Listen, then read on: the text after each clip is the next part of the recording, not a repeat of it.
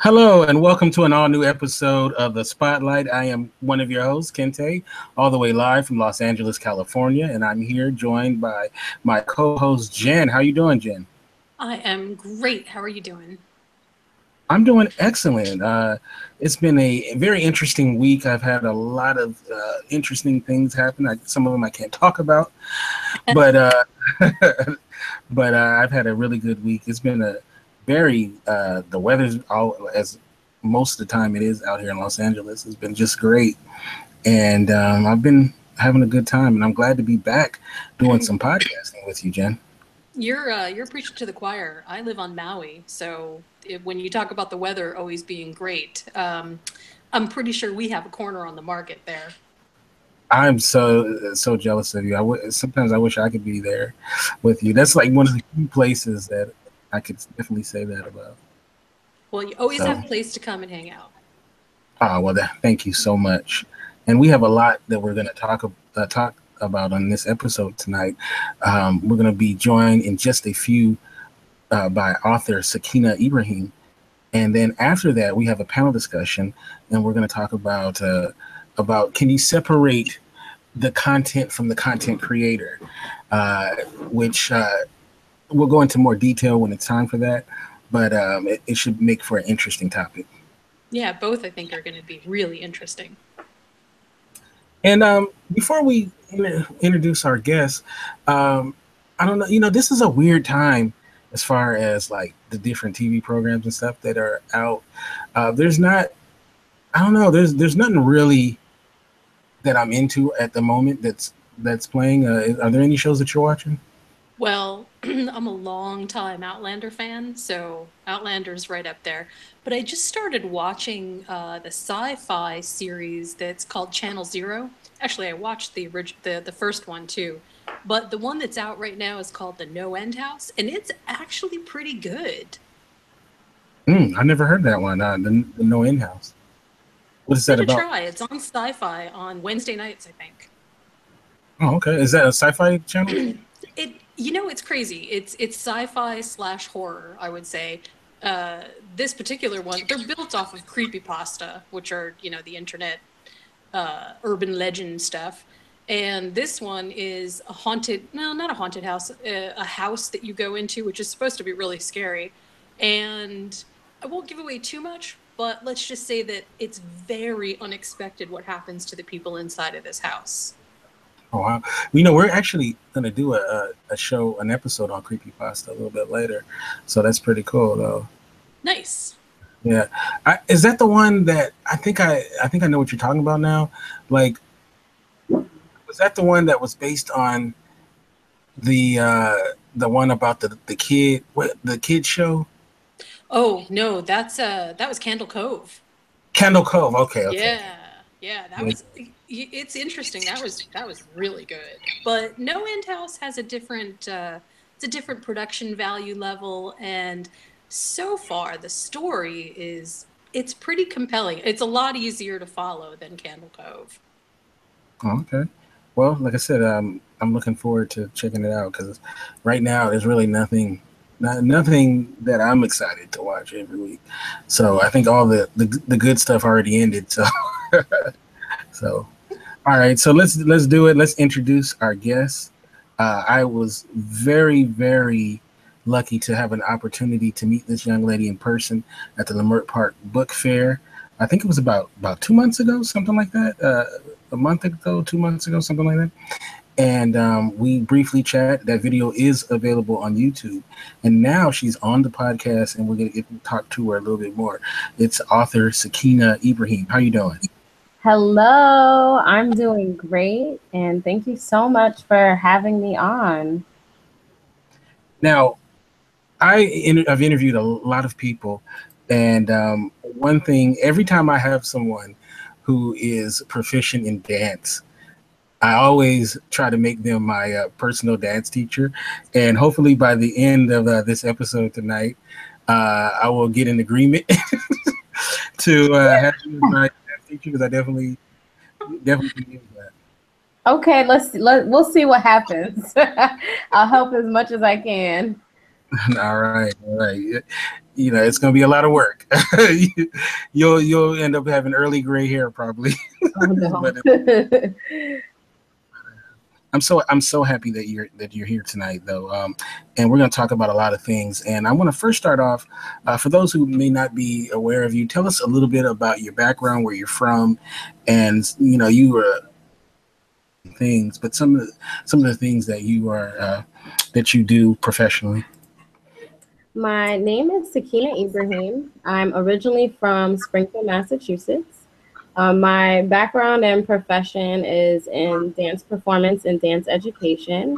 I grew up dancing in Springfield at the Dunbar Community Center and then with Shooting Star Dance Center with Miss Carol. And I always make it a special point to acknowledge Miss Carol Ann Boardway because she was really the first person at 15 years old, who really seen my leadership abilities and qualities and began training me to become a teacher.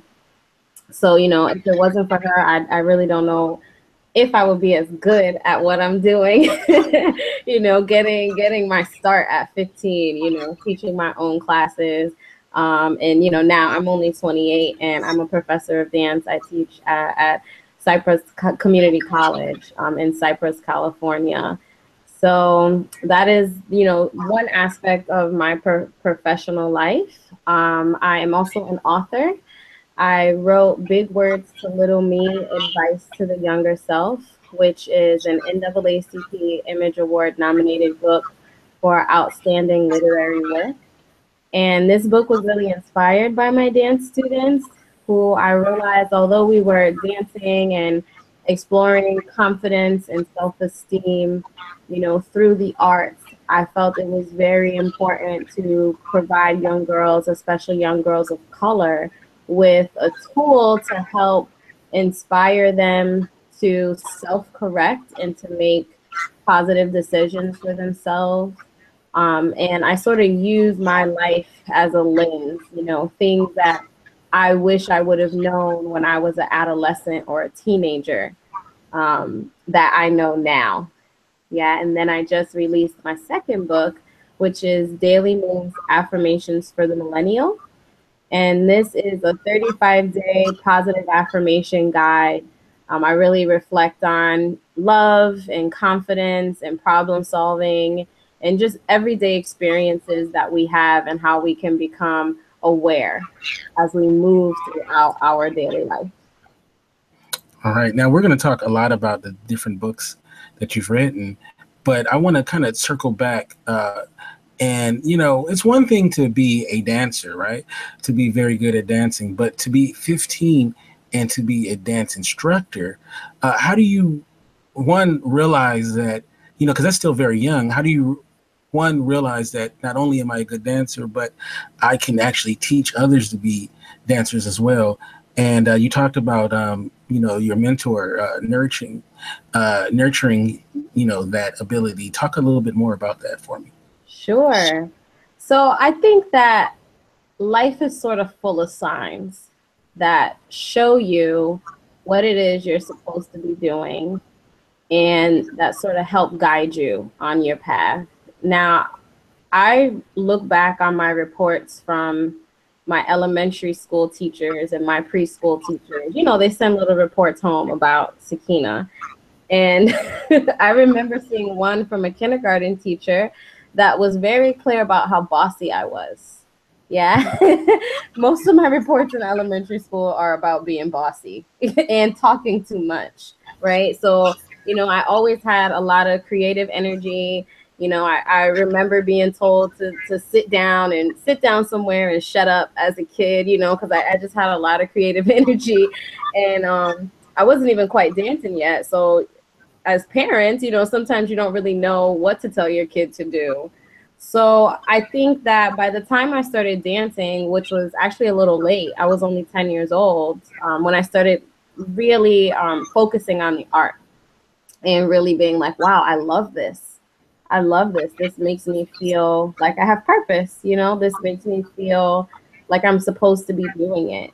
By the time that time came, mixed in with this natural ability to lead, right? And this natural sort of spirit to be seen and to be heard, and not necessarily be fearful of what other people may think when you open your mouth in the room.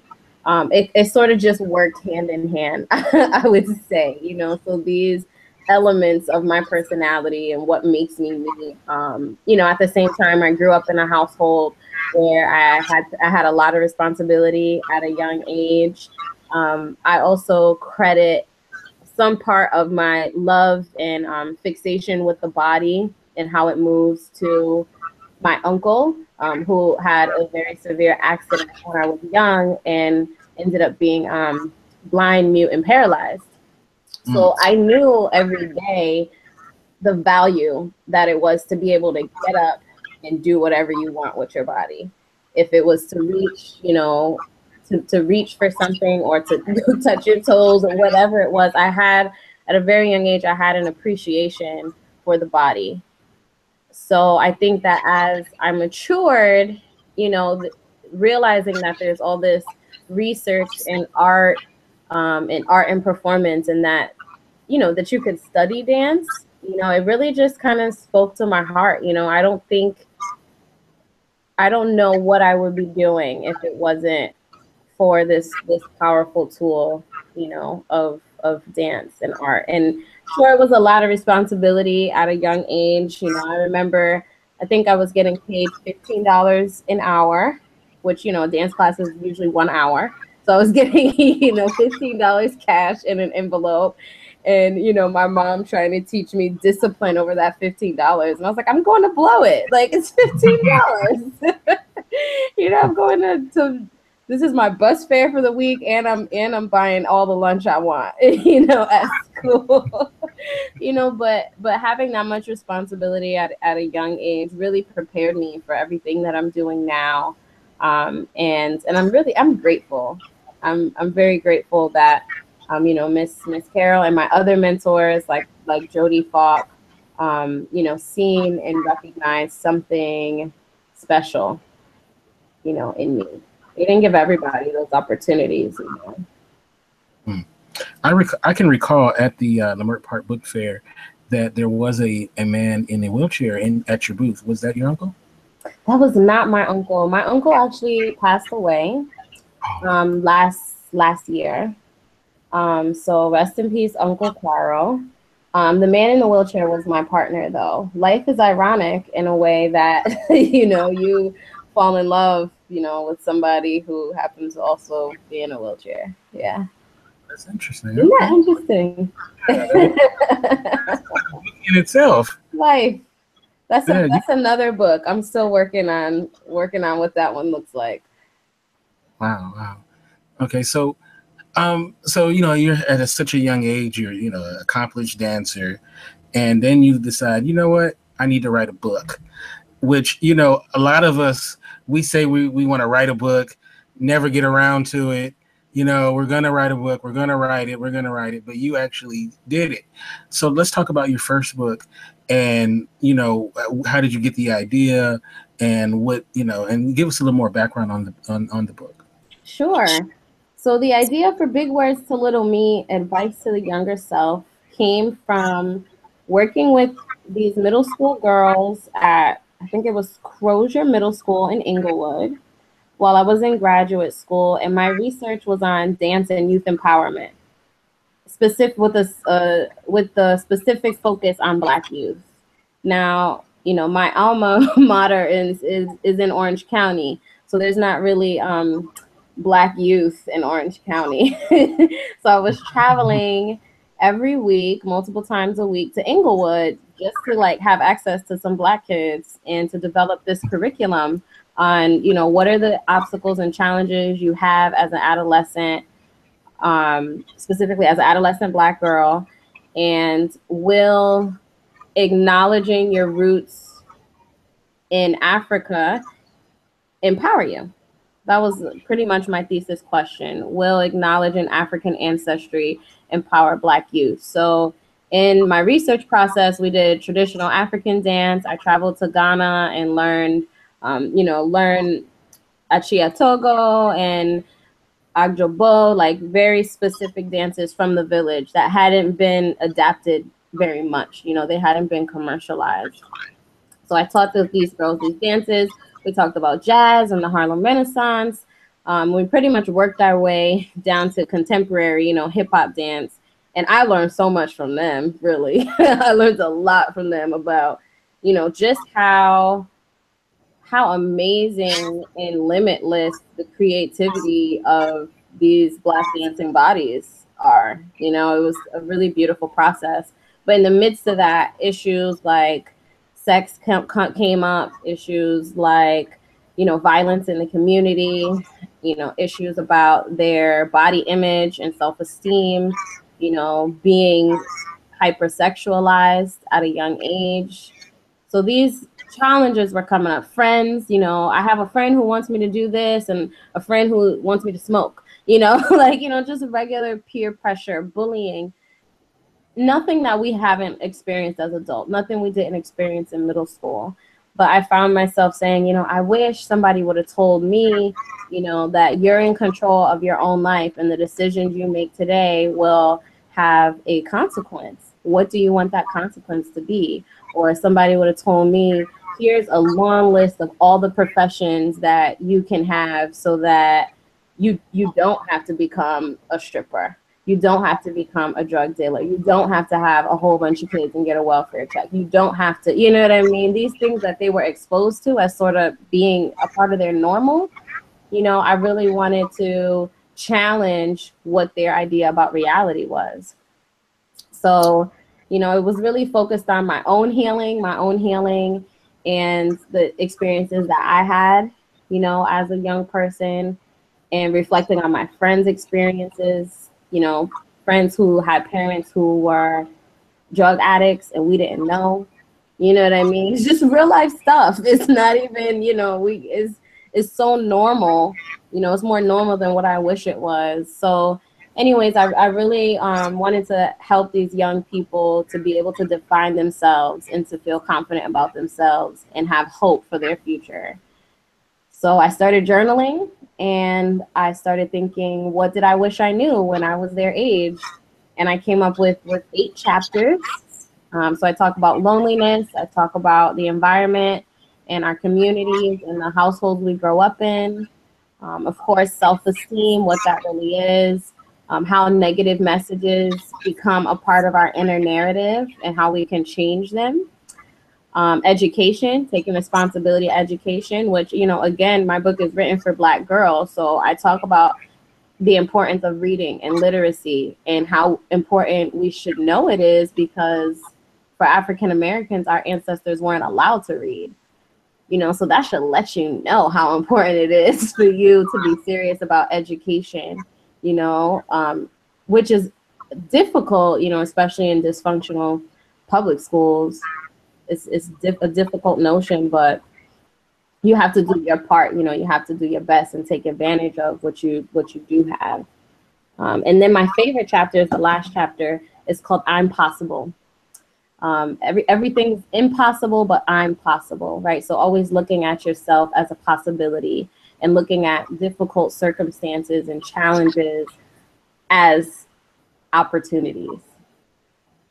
Yeah, so that's how big Words to Little Me came to be. I like that.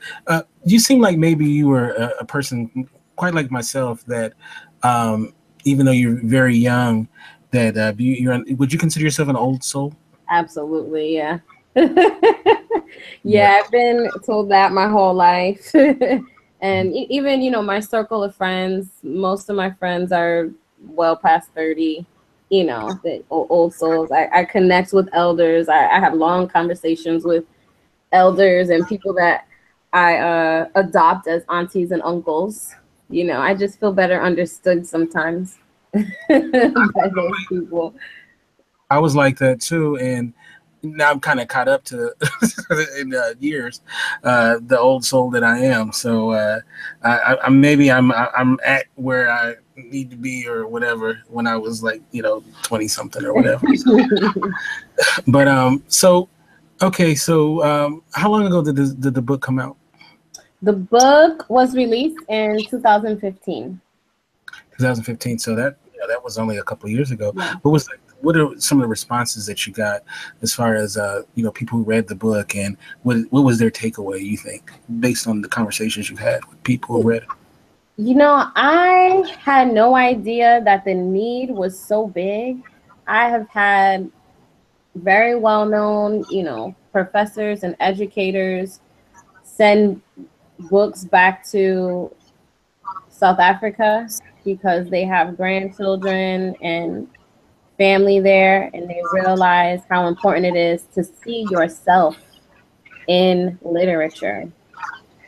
I have had, I've read the Amazon reviews of, parents, even not, non-Black parents or non-brown parents who say, that this book really helped to normalize the emotional challenges that their children was having, or that the book helps mothers and daughters to connect, because sometimes as children, you really resent your mom sometimes, or you rebel against your mom. I did. It's like, let me do everything opposite that she's telling me to do.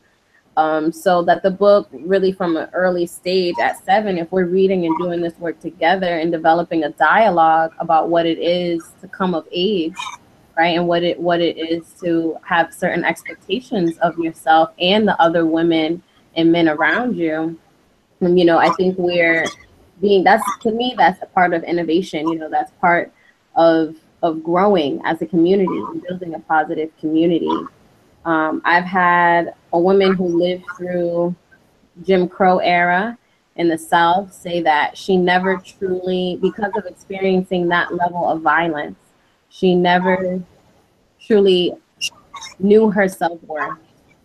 But that the book, and this is, this woman was well over 60, but that the book, Big Words to Little Me, helped her to value herself and to know that she was worthy.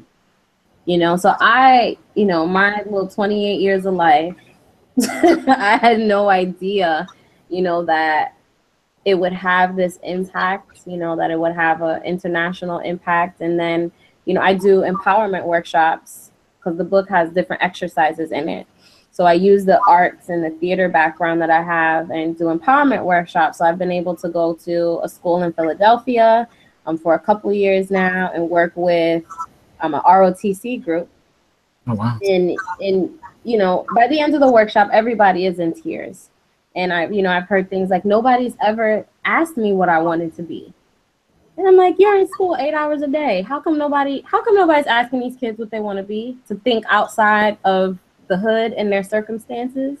So just somebody taking the time to listen to them, right? And to instill a positive message to them. I didn't know it was so valuable. I should have known, but I didn't know it was so valuable. So I don't take the work lightly. I don't take, the message in the book lightly either. It's very needed.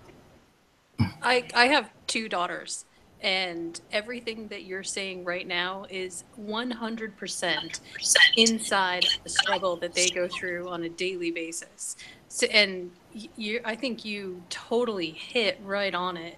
There's something interconnected about not just understanding where you're from and how to embrace that, but there's something really positive understanding the interconnectivity between how you feel about yourself and what your potential is. It's not just self-esteem, it's something far greater. Yeah. This work is amazing work. I mean, of everything that I so far know about you, this is probably, I think, this is legacy worthy. So you have my 100% thanks. Thank you.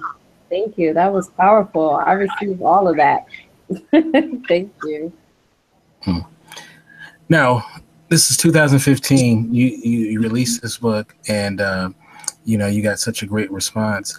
What is okay, so what's the next step? Like you release this book, it's getting these great responses, you're going around, and then what are you thinking now?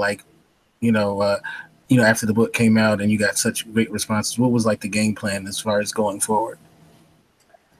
Well, let me reverse a little bit and just make it known that I had no idea what I was doing. I didn't know anything about self-publishing or printing or, you know, what it was to invest in yourself or the editing process, or I didn't know nothing. I didn't know anything. I didn't know anything. But what I did have was intuition and like a strong prayer life, I'll tell you that. Um, you know, to really ask questions and, you know, write lots of emails and listen to lots of YouTube tutorials about what to do. So I say that to say that, you know, in terms of writing or anything that anybody wants to pursue where they don't have experience in it yet, if it's something that you feel, you know, so passionate about, you know, this book was in my dreams. Like I seen the cover. It was like a very divine, powerful thing that I had to do. And I'm like, I'm a dance teacher. Like, let me go teach my 5, 6, 7, 8 and go home. Like, what? What do you mean? You know? Right. But, you know, sometimes you just feel something so strong. You have to follow that feeling and you can't make any excuses for yourself.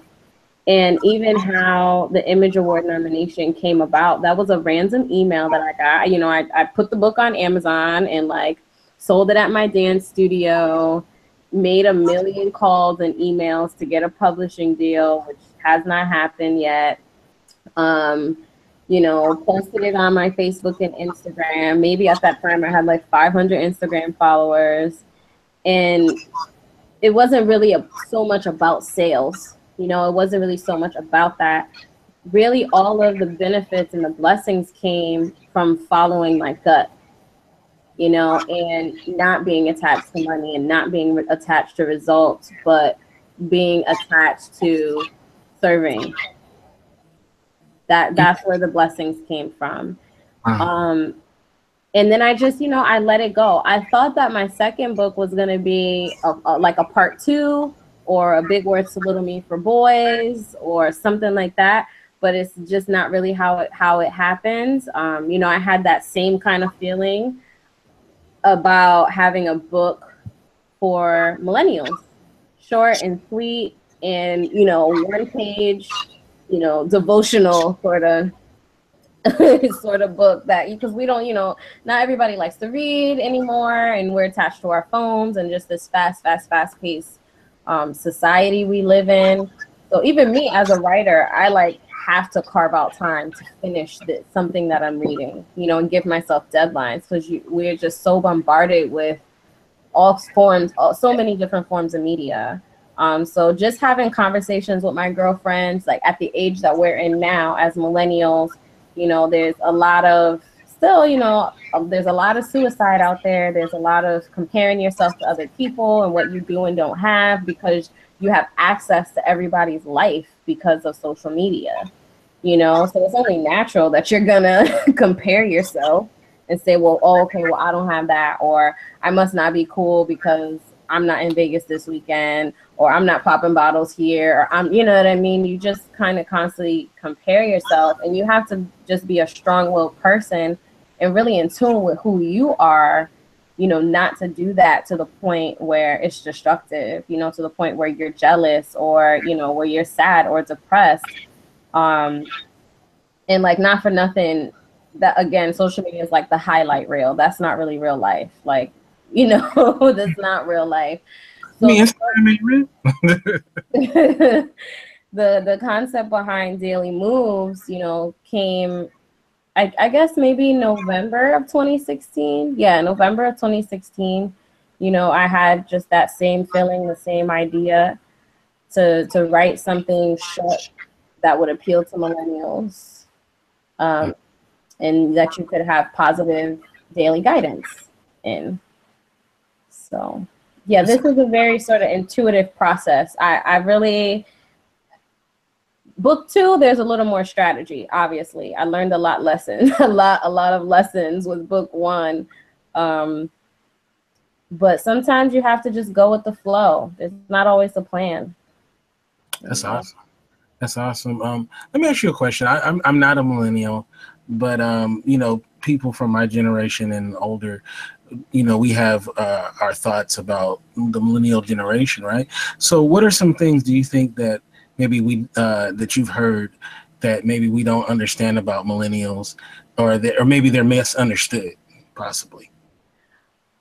So I think the generation before us, that there's misconceptions about us being lazy and not wanting to work. I think that's one of the biggest things, versus understanding that there's a shift happening in what we call work, right? And that, I feel like generations before us lived to go to work, to go like work 9 to 5 and to get a 401k and go on their family vacations. And like, there was just a certain amount of stability because at that time, the world was smaller. I mean, the world was bigger. Now, I think because of technology, the world is smaller. And I mean, you can be in a different country tomorrow with a $400 flight if you want. Like, you know what I mean? Like, just access to the world is very easy. Access to different perspectives and alternative lifestyles and religion and what we eat. Like, there's just information is so disposable. Information is literally in the palm of our hands. So if you think about it, even this conversation, you're in Cyprus, I'm in West LA, and Jen is in Hawaii. Just that alone. I've had conversations with people in Malta and places I even knew existed until we did the show. So it's pretty cool how the world has gotten smaller in a way, and there is more access to different parts that when I was a little kid wasn't that wasn't possible unless you wanted to have $1 million long distance phone bill. So. Exactly. So I think that that's probably the biggest perspective that's probably the most different amongst the millennial generation, is how we see the world. And we're at an interesting time where all of the things that have to do with, violence and racism and, specific people dictating to you what the truth is and what it is you have to believe. Now you're in a space where you can have dialogue and conversation with people from all over the world to help you expand that perspective and to help you decide for yourself what your truth is, And I don't know, I guess 20 years ago, it wasn't that easy. It was what was in the history book was in the history book. Like, you had to dig deep and spend a lot of time in the library to find something else, to find something different. That's so true. Mm-hmm. But I will say this, the millennials did kill rap music. Hello, what about Joey Badass? What about Kendrick? Kendrick was cool. He's cool. Kendrick gets the pass. Okay. What about Who gets a pass? Dave East? Who? Dave East. Like I'm so old school. I'll tell you this. Most of my hip hop classes, we're old school until like the last day. Then I'll play something current. So I can't completely disagree with you. Because the music was just better. I'm like, what do you mean? We're definitely rocking to Busta Rhymes right now. What do you mean? It's funny because although I wasn't around for it, when I look back into history, the social dynamic of what's happening now, and I can almost see sort of the same kind of shift happening. From one, it sort of skipped a couple generations, but the people who grew up in the 60s and the people who are around now who are at that age, there's a different societal shift, a different cultural shift, a different cultural shift is probably the best I can come up with, but I can see so many different parallels. And it's funny because now I think we have a lot of people like you mentor people who are discovering sort of the big world out there with guidance, with a degree of metered wisdom. And what they will go off and discover will be far greater than the things that their predecessors were able to access. That in and of itself is I think, one of the greatest gifts, if you will, of technology that we have. For sure. I definitely agree. I was listening to a really great interview with Erica Badu. I think it was on Ebro in the morning show. And she was talking about her children and being able to see humanity evolve through her children. You know, about those gender norms and, you know, racial dynamics and all these things that really confine us and separate us as humanity. She sees those expectations going away, you know. Yes, so do I. For sure. And you're right. It's right through your kids, which is why I feel like what you, especially your message to younger people, and especially to younger women, is so powerful, because that kind of wisdom is not wisdom that you get to read in a history book. It's not wisdom you can learn in some sort of even really in an actuary kind of way. It's stuff that somebody needs to mentor to you. And that comes through. That definitely comes through. Yeah. Now, before we say goodbye, I'm going to put both Jen and Sakina on. I'm going to put both of you guys on the spot. Now, me and Jen has never done this before, so this will be the first time. We're going to actually do a segment called Rapid Fire, where me and Jen will pepper you with questions back and forth. Not necessarily about, you know, either your being an author or dance or stuff, just a little, you know, little stuff to get to know you a little bit better. So me and Jen haven't done this before, so it'll be fun though. I'm excited. All right. So, but before I do that is, now you have a excellent toolbox. You know, you are a dancer, you're an author as well.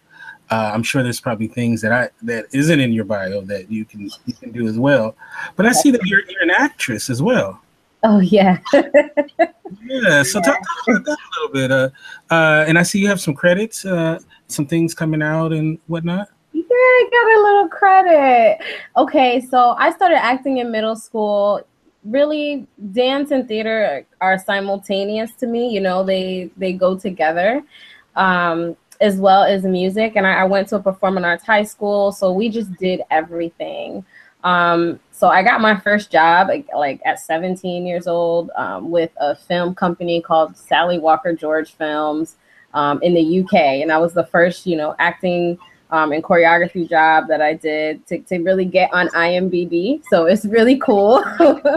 I've done a couple independent films. I've done some plays in New York.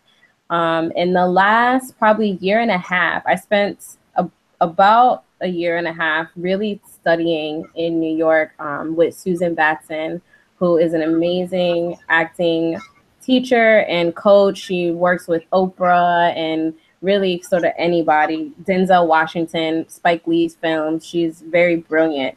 So I feel like the last 2 years have been actually training as an actress and working on my craft.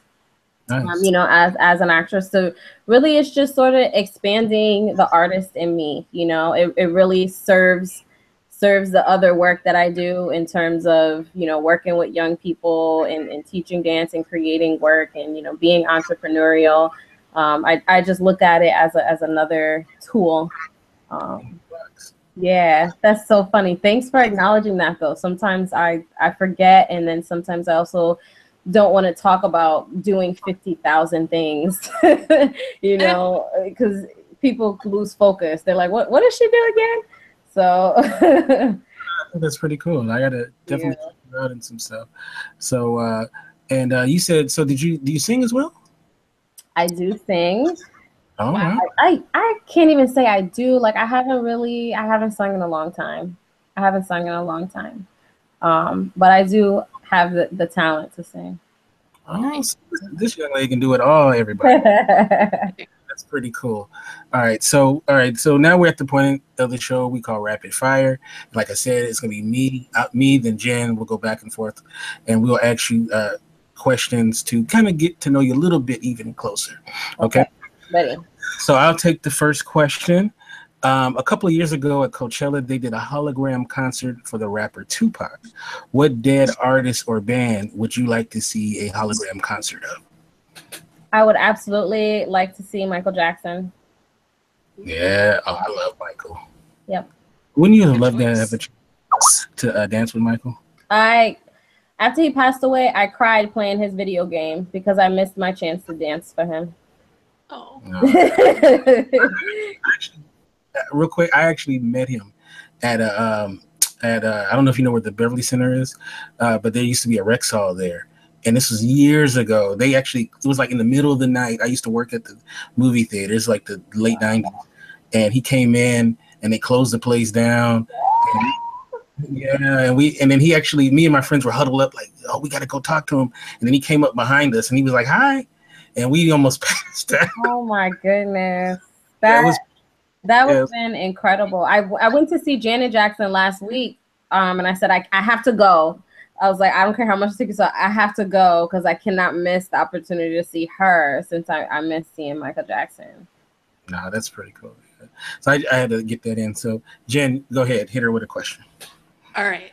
What would you suggest as the number one most, or I should say this differently. What do you think the number one most altruistic thing you've ever done is? Nicest thing for human beings. Oh, wow. The nicest thing for human beings that I have done. This shouldn't be hard. If I see somebody homeless, like sitting outside a restaurant or Starbucks, I'll bring food out for them. Oh, that is nice. Yeah. Now, I had the pleasure of meeting you in person, and Sakina is in phenomenal shape. But what is your favorite guilty pleasure junk food? What? Okay. It's not really a junk food, but I love Raisinets. Like, that's just how much of a health nut I am. Because it's chocolate covered raisins. Raisinets, I love. I also love popcorn and double chocolate donut from Dunkin' Donuts, which there's not a lot in California. That's the East Coast thing. But a double chocolate donut from Dunkin' Donuts, that's where it's at right there. In Chicago, I was there last year. Like, literally, if you just throw a rock in the air, you're going to hit a Dunkin' Donuts. Yes, that's how it should be. That's how life should be. You don't even need to know where one's at. Just drive about 5 minutes, you're going to find And you'll find one, yeah. Same thing in New York. Same thing. Yes. All right, go ahead, Jen. All right, what's your most favorite of all time movie? What's love got to do with it? Tina Turner. Oh, good choice. Absolutely. And that movie became even more important because, the scenes where she's chanting Nam Myoho Renge Kyo. I actually started practicing Nichiren Buddhism 3 years ago.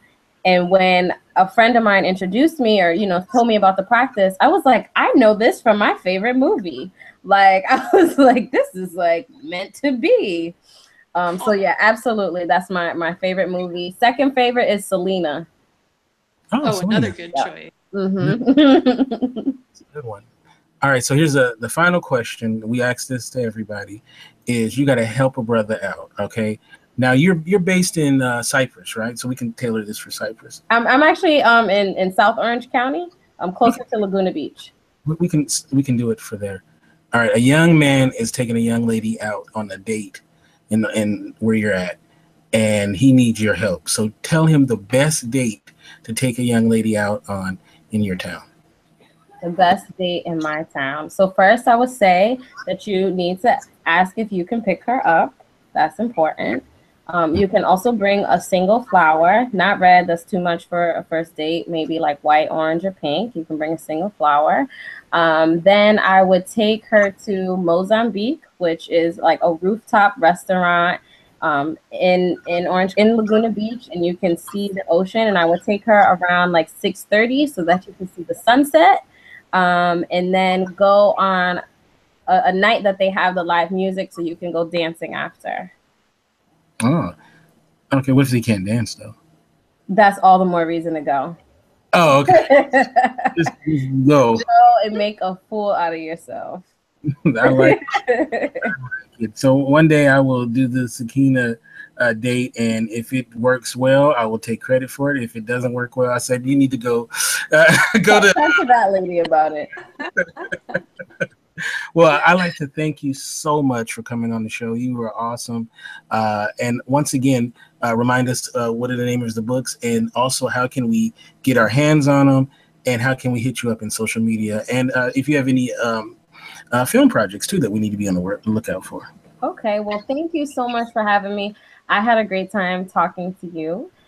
And you can get my books on Amazon.com or SakinaIbrahim.com. The titles are Big Words to Little Me, Advice to the Younger Self, and Daily Moves, Affirmations for the Millennial. I have a couple concerts coming up, nothing in film right now, but I do have a Cypress College Celebration of Dance concert coming up. And then I have some students performing at YAGP, which is an international ballet competition coming up. So if you're interested in attending one of those, you can reach me on Instagram or Facebook at Sakina_world. Sakina_world. All right. And one last question. I'm shocked I didn't start off with this. Your name, Sakina Ibrahim. What does it mean? Sakina Ibrahim, well, Sakina means divine presence. Oh, so wow. like the presence of peace and tranquility. Oh, wow. That's a very beautiful name. Thank you. Well, thank you once again, and I'll be looking forward to everything you have in. Thank you so much. All right, now. Thanks for having me. Bye-bye. All right, peace. All right, that was a great interview. That was really cool. Like I said, I had a very brief moment to meet Sakina at the Leimert Park Book Fair, and I just knew that it was going to make for a great interview. And we're waiting for Sherry and Ben to come into the conversation. So go ahead and hop in, Sherry and Ben. But so, what did you think? I think that Sakina is the definition of a beautiful human. Yes. Really. Yeah. And not just for the old soul wisdom stuff, but just for there's something really awesome about listening to everything that she's done so far. It's just amazing. Boy, puts you to shame, right? We need to get to work, Kente. Yeah, I know, right? I mean, to be 28 and has done so much, and she looks so young. Like I thought she was like barely 20 when I said she looks so young in person. So, oh yeah, I want to welcome Benjamin Tuttle to the program. How you doing, Ben? I'm doing pretty good. Just a little tired today. All right. So we're waiting for Sherry to join us, but tell us a little bit about yourself, Ben. See, I've been doing mostly machinima and animated stuff for close to 10 years now. It's really close to 10 years. I started out with the movies, then I went into iClone and did some stuff. Got into a few film festivals. So I have a degree in filmmaking. I have a drafting and design degree as well. And yeah. All right. Well, welcome back to the show, Ben. It's been a while, but I'm glad that you were here. All right. And also joining us, we have Sherry. How you doing, Sherry? Hi, I'm good. How are you? Really good. So tell us a little bit about yourself, Sherry. I am a Sherry Andrea, spiritual teacher, coach, intuitive channel. Basically, I help people find themselves. I help people that are working along their spiritual path. Occasionally do channeled readings for people who are working on spirituality, law of attraction, and manifestation. Oh wow! I wish I knew you when I was like 17. I could have used you then, man. I mean, well, shoot, I guess I'm still trying to find myself. So, yeah, I help people in that way. Well, I am so glad that you are here, and you are a fantastic podcaster, and we're trying to get you back into the game so that that you can do your wonderful show. So yes, very soon. Very soon. That's cool. All right. So the reason why I've assembled this panel, and of course we have Jen here, is there's a film coming out. I guess it might be technically out now. Called Jeepers Creepers 3. And Jeepers Creepers 3 is a horror film. And the director, writer, creator is this man named Victor Salva. And you may be aware of Victor Salva's work. Victor Salva, of course, he directed and wrote Jeepers Creepers 1 and 2. I hear somebody's TV in the background. He wrote and directed Jeepers Creepers 1 and 2, and he also directed the film Powder as well. So, he had some work that, did very well. And it came out that he is a convicted pedophile. And now, just as a disclosure, I really did enjoy both Jeepers Creepers 1 and 2, very much so like the film. Didn't find out about his past until after I saw those two films. And so now the third one's coming out. It's been about 20 years or so since the last one, or something like that, very close to that.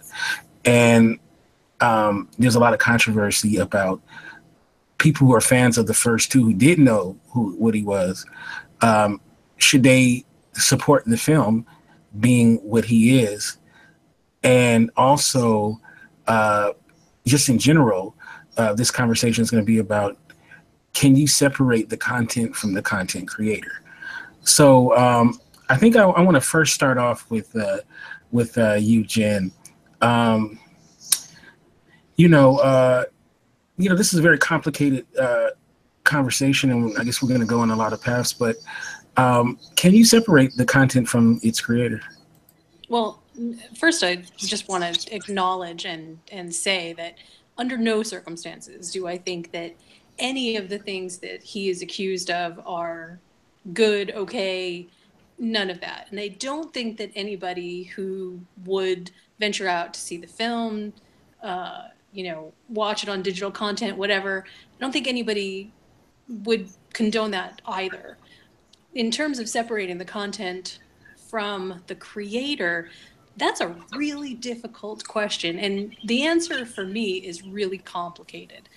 I don't feel like I have an obligation to support, especially sort of the heinousness of what I know, kind of that happened and the reason that he went to jail in the first place. On the other hand, it is very difficult, or would be very difficult for me to tell other people, hey, don't go see this, because, in conversation, if that came up, then yes. But this is really complicated. I think it is as complicated as if somebody had been, let's say, convicted of murder, and then we gave them, spotlight chair to become a director and make money, profit off of it. I think that's the problem that most people have, is that there's this direct profit sense that people get about supporting the film, and then that by extension would support him. Very well said. What about you, Ben? Can you separate the content from the content creator? Well, with the film, it's hard to compare, though. Let's see. I say there are elements you can. There's a theory going around that you're the pen of your own work.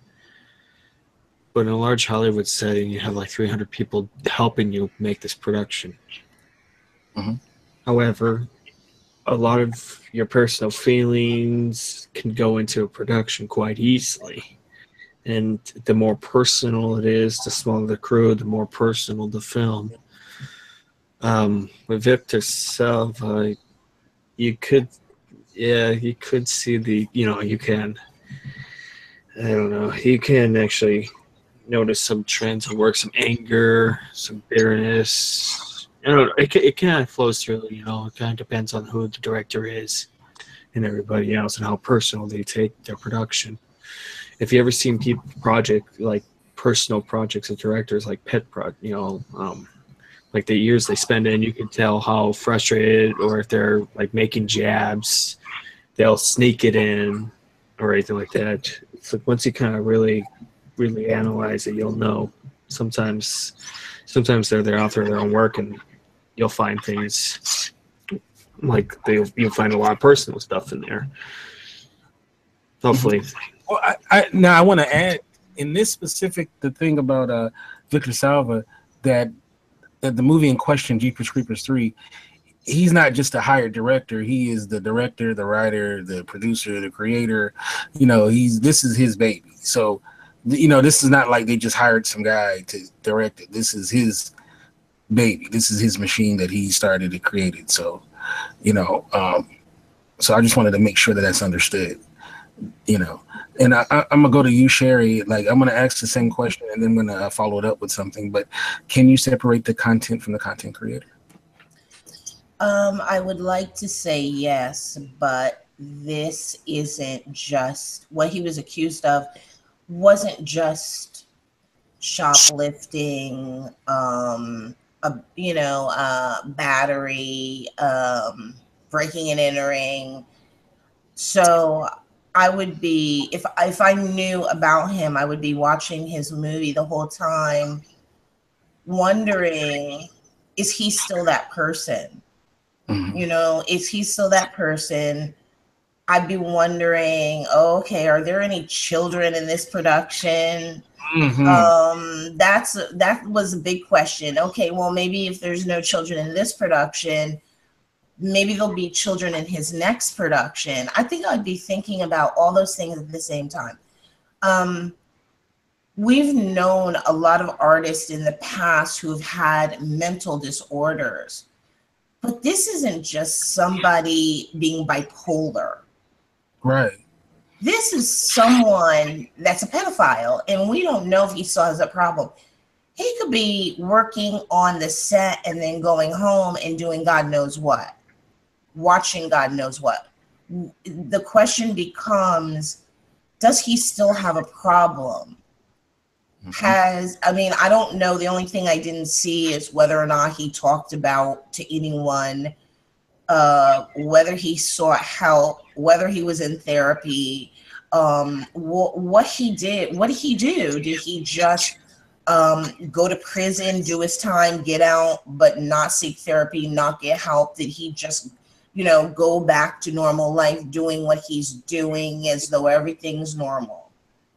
You know what's so interesting about what you said is, and I'm gonna go back to Jen. Jen, you told me something before the show started, and I didn't hear this, that there's something in the third movie potentially that kind of like it kind of says like what he did wasn't right, or I don't want to quote you, but I'll just let you say what was it that was in the film that was controversial that you had heard about? So as the writer of this film, of course, he had a huge heavy hand in writing the script, and one of the characters basically makes a joke about not being able to help it. I mean, I forgot exactly what the quote is, but it's something like, can you blame the person for, like, look at them, what the heart wants, right? And that, and they're talking about, I know they're talking about a young kid, and that in and of itself is sort of, it's distasteful, but it's in the context of what we already know about him, it makes it 1,000 times more difficult to stomach. Because he, as the writer, he is acutely aware of his past.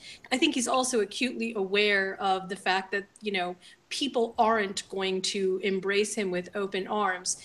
And yet he still had the gall, sort of the in-your-face audacity to put that into the script. And that really is, I just feel like that is way over the top. Does it matter to you if the person, or does it change things if the person seems to be, that they've asked for forgiveness, they've done things to, like I'm gonna go back to Sherry for this, that they've actually sought help. Would it make it easier if you knew that he had sought help, he wanted to be forgiven and he's taken steps to it? Would that make any difference to you? Yeah, I think it would make a difference.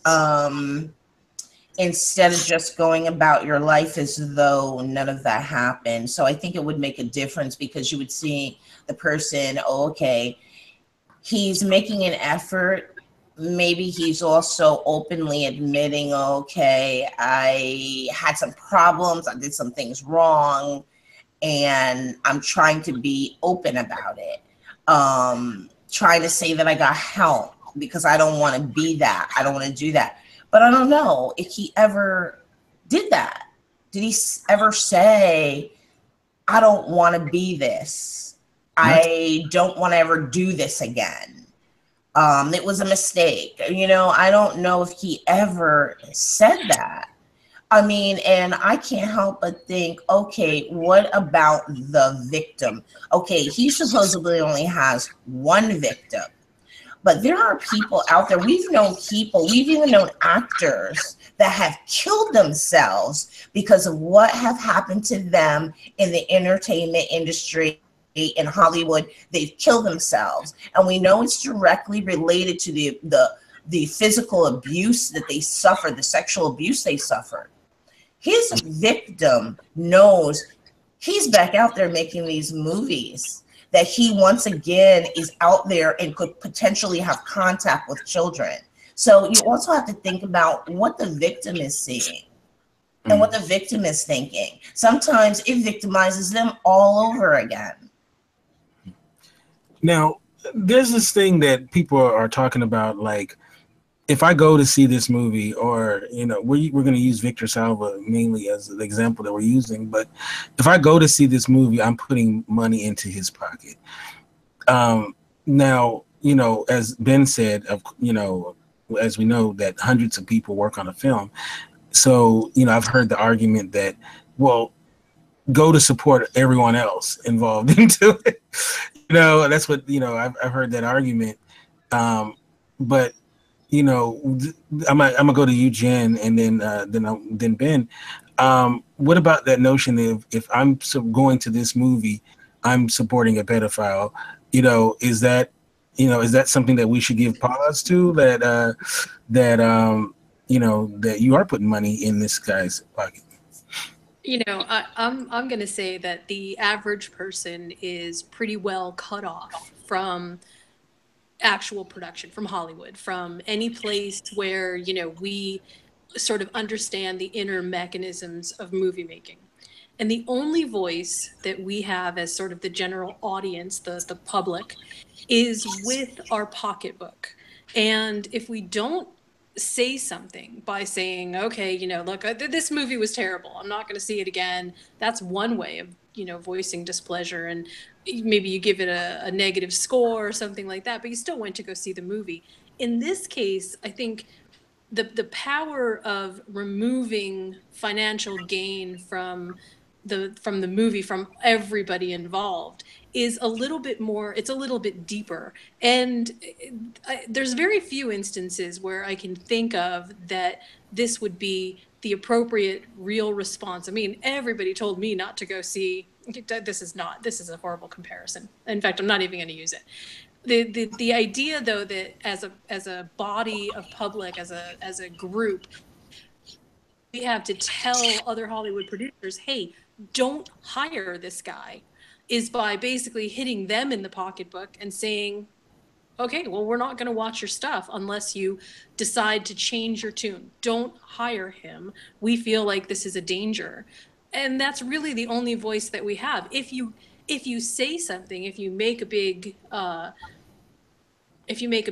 conversation out of it, if you have lots of discussions on the internet, but you still go see the movie and you're still paying for it, then you're still basically giving them the power over you, in the sense that you've already paid for the content. That's personally, I feel like in situations like this, it is very difficult not to feel helpless. And the only way to sort of feel more empowered is, you know, yes, make your voice be heard, but also make sure that you're not supporting things that you don't feel like you have 100% moral authority to really put your power into that. If you don't feel like you have that, don't do it. What about you, Ben? You know, would you if somebody who just really wants to see this film and they said, they hate, obviously they hate what he did, but they want to see this film. This notion of you're putting money into a pedophile's pocket. How do you look at that? That's a tough question. Supposedly, like I said, she has the point. Like the only way to really stop him is to don't go to the film, boycott. If enough people, like if they make miss after miss after miss, they probably won't work with the director. But odds are, I don't know. I just feel like his reputation took quite a hit too. I don't think many people are gonna really go see it. I don't know. No, because the movie is only coming out, I believe, one night, and then it's going straight to like on demand DVD and whatnot.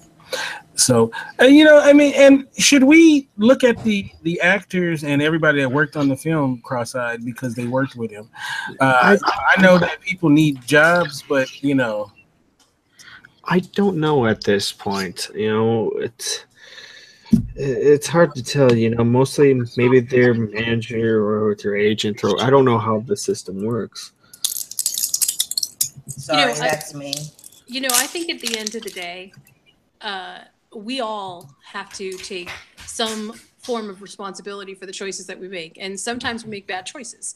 And those bad choices shouldn't necessarily haunt us forever. And I'm talking about the people who are working on the film or worked on the film in all kinds of different capacities. It's not that we are saying, oh my gosh, you're a bad person because you worked on this film, but neither can you allow for the kind of financial reward and success to go sort of out there and basically reward him for creating something that in a lot of ways, like was just said, we as a group, as an audience, we have to specifically remember that there are real people behind this particular crime. This is like she said, it's not like it's shoplifting. It's not something that's sort of a victimless crime. There's something really big and insidious behind this.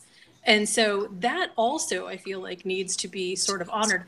I think I would feel very similar if, like I said, some director, and I think it was Ben that brought up Roman Polanski,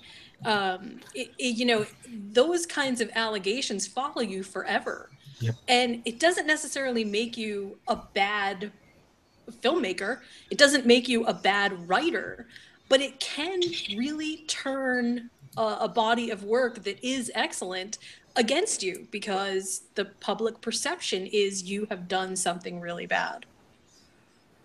Right. Yeah. I don't know. Like, I want to ask Sherry this question too. Is like, should we be looking at the actors and the people involved in this film cross-eyed because, maybe some of them didn't know because they have some young people that are in the movie in like early 20s or whatever. Maybe they didn't know, but I'm pretty sure some of the other actors that are in the movie, they had to have known this. So it was a big story in Hollywood. And they definitely know now, that's for sure. Yeah. So I mean, should we look at those actors and everybody that was involved?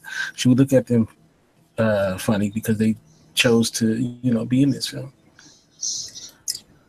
I would say no. I get questions of this nature a lot where people are trying to figure out maybe they're on a spiritual path, but then they have a job that they also do. One of the perfect examples is, what if you're a bill collector? What if you do collections? And people who do collections can be pretty nasty when they call you. So what if you're also on a spiritual path, but that's your job?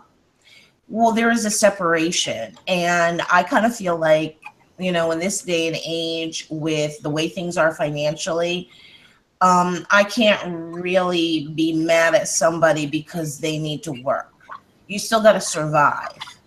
and they're not the ones that did it. They didn't do something wrong. So the person that's working on this film, I guess I would say, they didn't do anything wrong. They shouldn't be punished. He's got creativity, and what he may produce creatively may be great. And so there's that, but then there's his personal life. So I feel that anyone that makes that decision, oh, I'm going to still go ahead and I'm going to work on this film, I kind of feel like they have the right to make that choice. They have the right to decide, hey, I need to work, I need to get paid, this is a job. So yeah, I wouldn't hold that against them. I definitely wouldn't. You know, also, just to add one more small little fact into this particular situation, it's not like this hasn't been well known for many years. It has been well known for many years. The internet has a way of sort of bringing things up as if they are brand new when they're not. They're just a story that has sort of been reshined.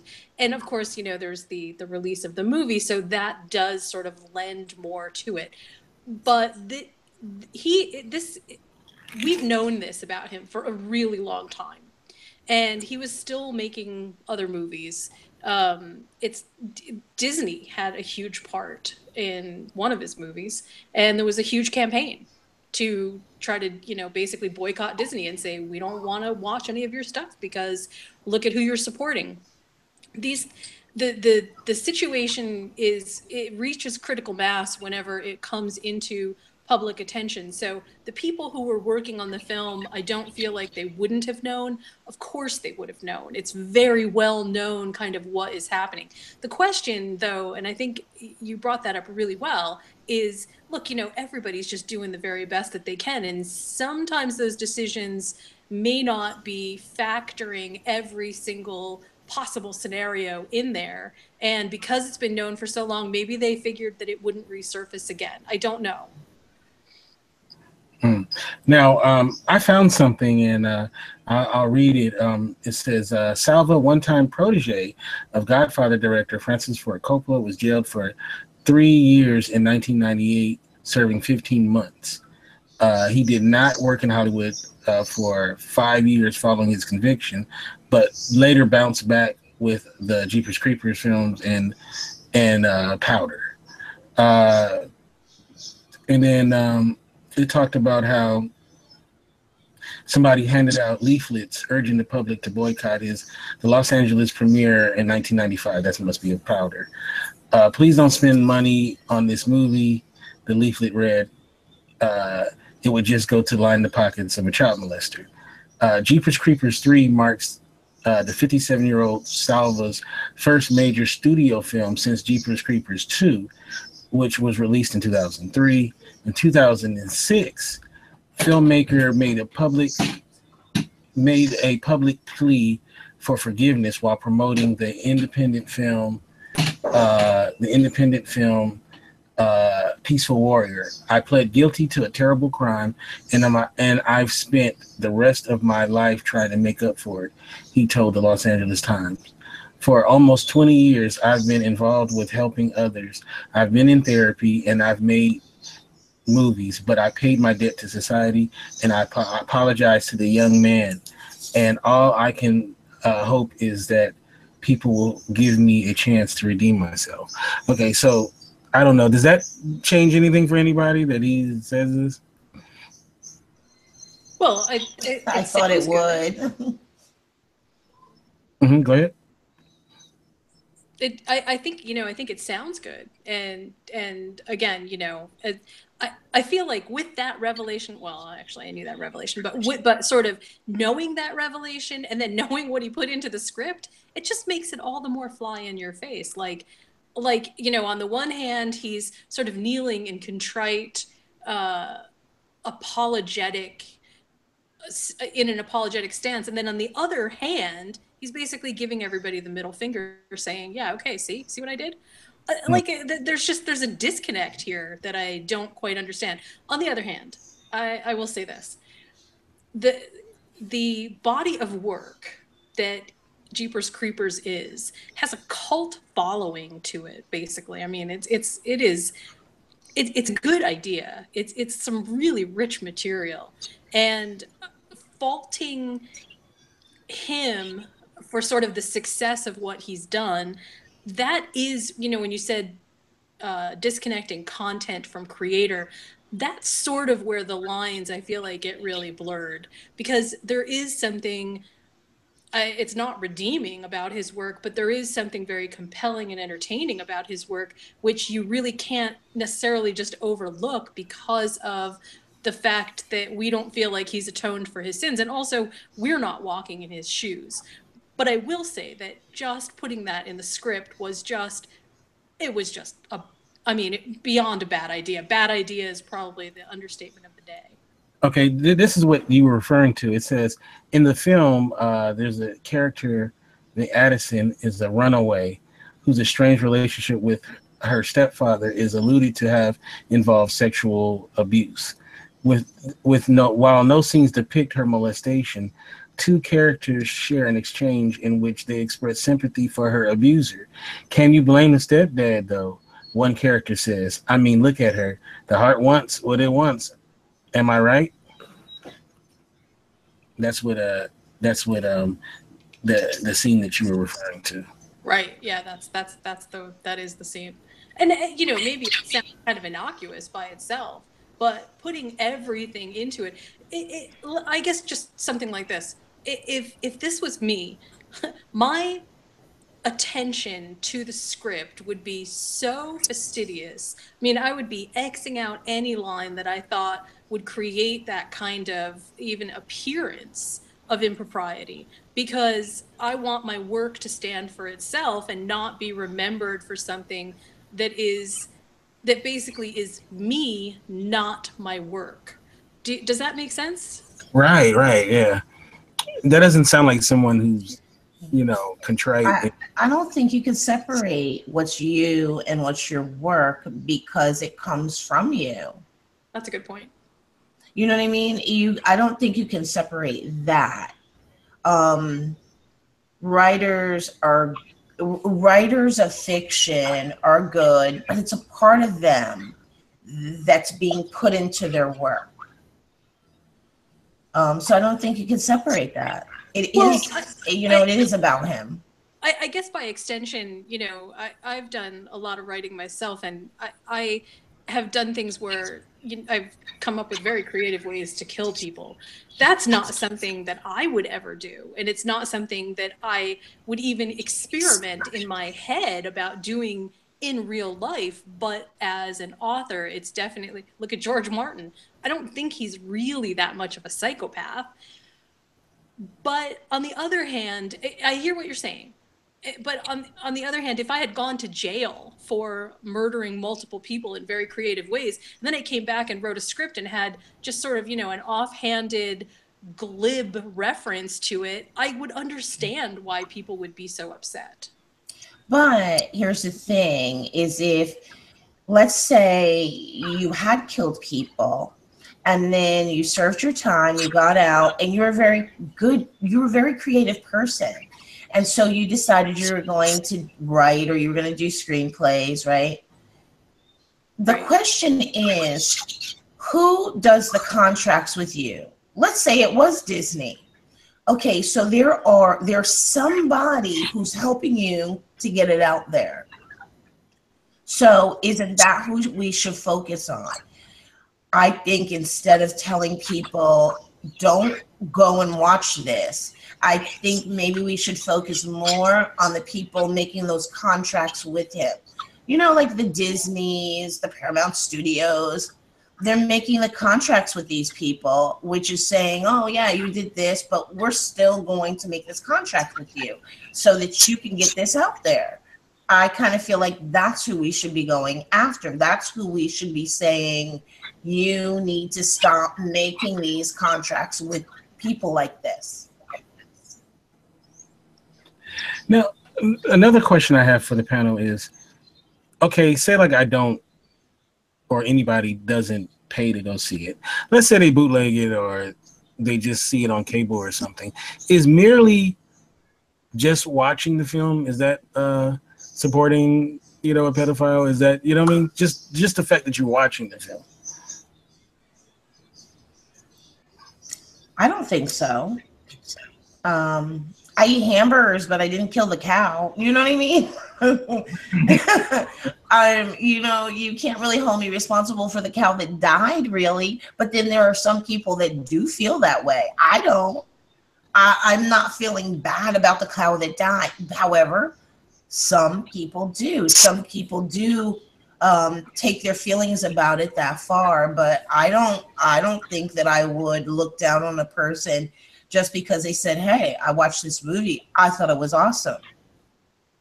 I feel like, yeah, I mean, I definitely understand that. And I mean, in some ways there's a lot of different ways that you could look at this. Some people have an extreme aversion to watching body gore, slasher movies, and, torture porn.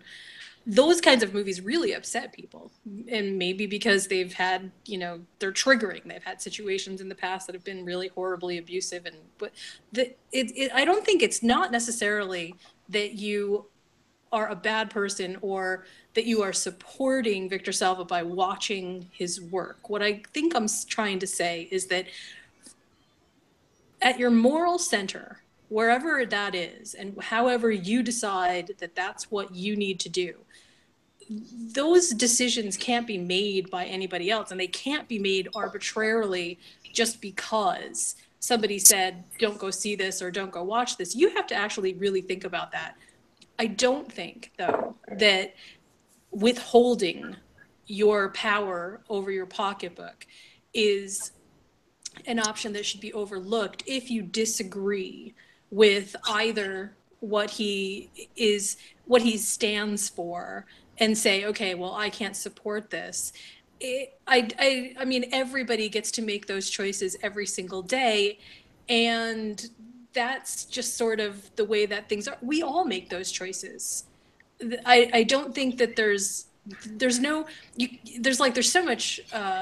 so many gray lines in here that just watching a show doesn't mean. What if you didn't know? Really, what if you really didn't know? What if you watched this on TV and didn't know? If you make the active choice and you still know everything that you know today, then I think that has to cut to the center of what your morality says you should do. Go ahead, Ben. You started to say something? Leslie, actually. As for the question, would you watch something for free? Well, no, I wouldn't. If I didn't support the artist, or if the artist has done something absolutely horrible, I wouldn't watch it, even if it was free, because, it would just kind of, honestly, it would make me angry or feel disturbed. For him, like when you read that scene, what he said, that's kind of like a red flag to me. If I watched it, it would kind of kill any. And considering his history and his past, it kind of makes you question too. And I'm looking at Victor Salva, that what he said in Jeepers Creepers 3. That's posted online, all the articles. Just imagine the bad press it would get too. No, but I don't know. Sorry, I'm just mostly listening closely, but God, I wish I could use a good example of like really bad press, but sometimes, let me go use an example from Machinima. Let's go with Shiden. Mm-hmm. Shiden's content. Yeah, explain who he is for those. He was a German filmmaker, and for iClone, his film was technically things, but he was like incredibly exploitation, a lot of nudity, a lot of this, and he had a habit of being acid edged, to say the least. And his work got a lot of attention because of that. And sometimes you get people who are curious and discuss, and sometimes people, it's kind of. Sometimes the bad press gets a lot of attention. I don't know. There are some people that do watch it, but sometimes, but there are some people, like myself, if I know of any works of I wouldn't watch them if they've done like horrible things. Ben, I use the example of Cannibal Holocaust. Same thing. Yep. I think to be honest, after I heard about Klaus Kinski, I will never watch any of his films again. Tell us about that. Klaus Kinski? Yeah, and Cannibal Holocaust. Oh. Well, from what I've heard, Klaus Kinski attacked his daughters, I think sexually assaulted them, and it was disturbing as hell. But it's from what I've heard. And the Cannibal Holocaust thing was the on camera death and mutilation of animals that they didn't even hide it. You mean they really killed animals in that movie? Yeah, there's a whole bunch of reasons for why they did it. They had indigenous people. They actually ate the animals. I don't know. There was a whole bunch of things, but that doesn't really. It still doesn't sit well with sort of it's an exploitation thing. That's what I was trying to come up with. Okay, the core of the argument, I think, here, and will always be, and why it is different as an example than some other kinds of controversies, because it feels exploitative. It feels like in particular, Victor Salva is making sort of a run on something that really did cause somebody pain, in the same way that it's exploitative to kill animals on set. I mean, other than just being morally wrong. And to me, it's kind of funny because I know a lot of people who will not watch Cannibal Holocaust under any circumstances because of that. But they're a little bit more tepid in their responses to some other things. And so, again, I think it just kind of comes down to where is your moral compass? Right. That's interesting. Mm-hmm. So the final takeaway with this is, I think it should be understood exactly who this particular filmmaker is, Victor Salva. He was a man who was convicted of having sex with an underage boy, and he filmed it as well. And he, he was supposed to do 3 years. He only did 15 months, and was able to, to get films made until I believe it was Powder, where it came out. I believe that's when it broke out again, that he was a convicted pedophile. Yeah. So, because I think that hurt that movie, the box office, because it was like a big scandal at the time. So, so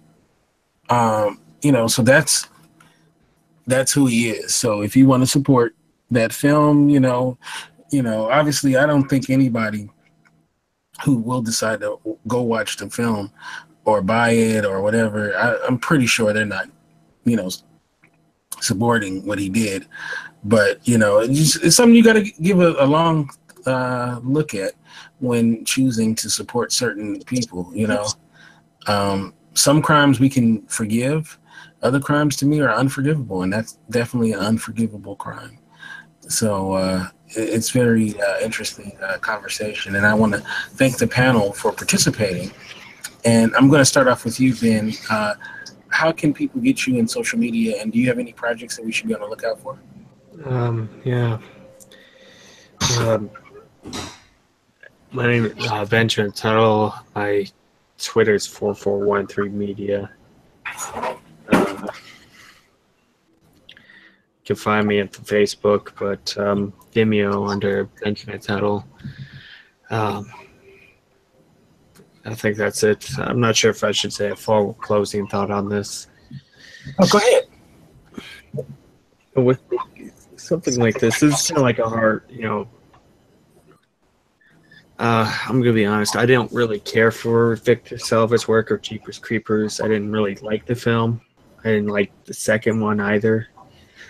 So when I heard there was a third one, I just thought, I don't know. But I've known that he did horrible acts, and it's a big turnoff for a lot of people.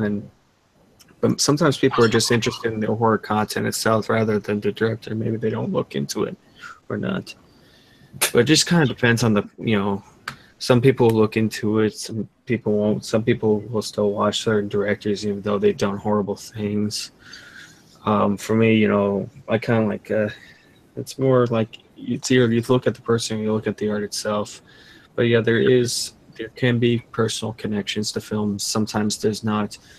Sometimes directors go in for for a checkbook and they don't give a crap, or for a check and they don't give a crap, whatsoever. Or sometimes they pour their heart and soul into it. It just kind of depends on the level of involvement. Victor Salva, yeah, you could tell because he had more of a hand. You could probably, so there's odds are that he'll put things in here in that scene. It quite disturbs it, makes it more disturbing. Question is, should you see the content? That's up to the person itself, And what he did was absolutely it's horrible and it's unforgiven in my eyes, especially to a young child. And frankly, I can't, I just don't want to watch this stuff. All right. Thank you so much, Ben, for being on the show. And I'm going to go to Sherry. Once again, how can we get you in social media? And should we be on the lookout for anything? And I know you have a website as well. Yeah, I have a website, sherryspeaks.com, where you can go there if you're looking to do services like do coachings, readings, information about Reiki, energy healing. And then I also have, so that's sherryspeaks.com. And then on Facebook, it is / I am Sherry Andrea. And I'm usually on Facebook. I answer questions and stuff. Unlike other people, I actually do answer people back. I have a YouTube channel also. So if you search me on YouTube, just search Sherry Andrea. And I do respond to comments and messages. So, yeah. All right. Thank you so much. And last but definitely not least, Jen, how can people get you in social media and tell us about your blog as well? Well, my blog is Critical Laughs, and just so everybody knows, we are restructuring and I'm trying to move some articles back into content, so it's a little messy right now. I'm on Twitter as following Bliss1. And if I can just add one quick closing thought. Mm-hmm.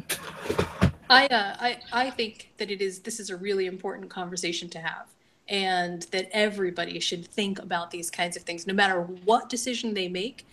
This kind of thinking is the critical thinking that we all need to have in relation to the entertainment that we consume. We're consumers. We demand the content. The content gets delivered to us based on that demand. So we are in control. We really have to think about that. Very well said. Thank you so much. And of course, you can get me on Twitter at KenteF and our website, indyradio.org. That's indyradio.org. We'll be back next week with an all new episode and more interesting conversation. I want to wish you guys a great weekend and God bless. Thanks, Kente. Bye. Thank you.